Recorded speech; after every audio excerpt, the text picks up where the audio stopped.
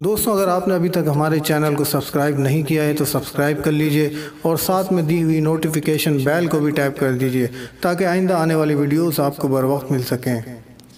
बिस्मिल्लाहिर्रहमानिर्रहीम बिस्मिल्लाहिर्रहमानिर्रहीम सल्लल्लाहु अलैहि नबिय्युल उम्मी व आलिहि सल्लल्लाहु अलैहि वसल्लम सलातु व सलाम अलैका या सय्यदी या रसूलल्लाह। अस्सलामु अलैकुम व रहमतुल्लाहि व बरकातुहू।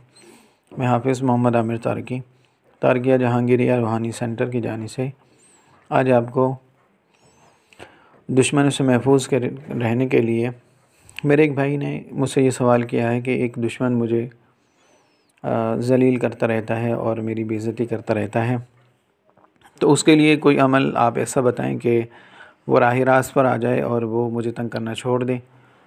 तो ये अमल आपने अगर हर नमाज के बाद पढ़ें तो बहुत ज़्यादा अच्छा है। सूरह फ़ील 21 मरतबा हर नमाज के बाद 21 मरतबा सूरह फ़ील पढ़ने के बाद अल्लाह ताला से दुआ करें तो इंशाअल्लाह आपका जो भी दुश्मन है वो राह रास्त पर आ जाएगा।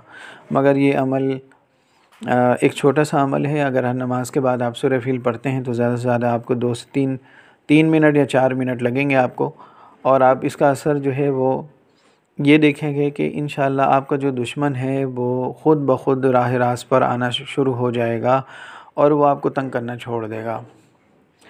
और इसके बारे में बुज़ुर्ग फरमाते हैं, अगर दुश्मन हाथियों की तादाद के बराबर भी हों तो वो आपसे मुकाबला नहीं कर सकते। यानी सूरह फ़ील की जो है पावर बहुत ध्यादा है, लेकिन इसको तवज्जो के साथ और यकीन के साथ अगर आप पढ़ेंगे, हालांकि तादाद तो ज़्यादा नहीं है मगर आपका यकीन पुख्ता होना चाहिए, आपका ध्यान पढ़ाई की तरफ होना चाहिए, तवज्जो के साथ आप पढ़ेंगे तो बहुत ज़्यादा आपको फ़ायदा होगा।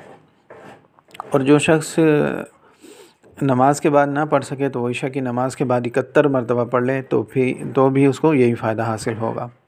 अगर आपको ये हमारी वीडियो अच्छी लगे तो इसको लाइक कीजिए, शेयर कीजिए। अस्सलामु अलैकुम व रहमतुल्लाह।